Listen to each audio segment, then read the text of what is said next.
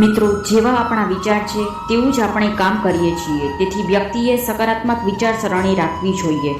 પહેલાંના સમયની એક ઘટના છે. એક ગામમાં એક યુવતીએ ગામના તમામ લોકોએ અશુભ માનતા હતા. ગામના લોકોને વિચારસરણી એ વ્યક્તિ પ્રત્યે નકારાત્મક બની ગઈ હતી. આખા ગામમાં આ વાત ફેલાઈ ગઈ કે જો તમે વહેલી સવારે આ વ્યક્તિનો ચહેરો જોશો તો આખો દિવસ ખરાબ જશે. લોકોએ તે વ્યક્તિને ગામથી ભગાડવાની કોશિશ શરૂ કરી. જ્યારે ત્યાં રાજાએ આ વાતની જાણ થઈ તો તેને તે વ્યક્તિને તેમના મહેલમાં રહેવાનું કહ્યું, કારણ કે રાજા પોતે જ તે વ્યક્તિ અશુભ છે કે નહીં તેની તપાસ કરવા માંગતા હતા. બીજા દિવસે રાજાએ સૌપ્રથમ તે વ્યક્તિનો ચહેરો જોયો જેને બધા અશુભ માની રહ્યા હતા. તે દિવસે સવારથી જ સાંજ સુધી રાજાને ભોજન ન મળ્યું. તે આખો દિવસ કામમાં વ્યસ્ત રહ્યા અને ભૂખ્યા રહેવું પડ્યું. સાંજ સુધીમાં તો રાજાએ પણ સ્વીકારી લીધું કે આ વ્યક્તિ ખરેખર કમનસીબ છે, જેના કારણે મારો આખો દિવસ ભૂખ્યા રહેવું પડ્યું.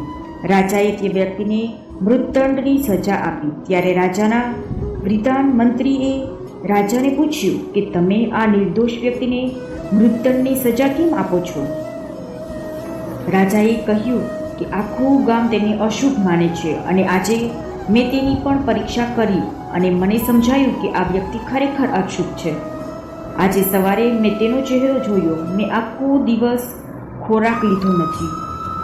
મંત્રીએ કહ્યું, રાજન, કૃપા કરીને મને માફ કરો, પરંતુ આ વ્યક્તિએ આજે સવારે તમારો ચહેરો પ્રથમ જોયો હતો.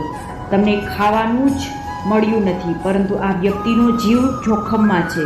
હવે તમે જ વિચારો કે કોણ વધારે અશુભ છે. રાજાએ આ સાંભળતા જ તેને સમજી ગયું કે મંત્રીની વાત સાચી છે. મંત્રીએ વધુમાં કહ્યું કે રાજન, કોઈ પણ વ્યક્તિનો ચહેરો અશુભ નથી. ચહેરો ભગવાનની ભેટ છે. આપણા વિચારો અશુભ છે. આપણી વિચારસરણી ગમે તે હોય, આપણે બીજા લોકોને પણ એ જ રીતે જોઈશું.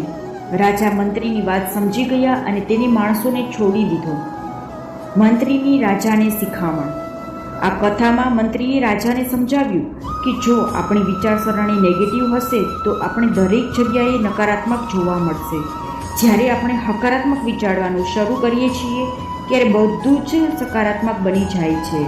તેથી આપણે સારું વિચારવું જોઈએ અને ખરાબ વિચારોથી દૂર રહેવું જોઈએ. રાધે રાધે.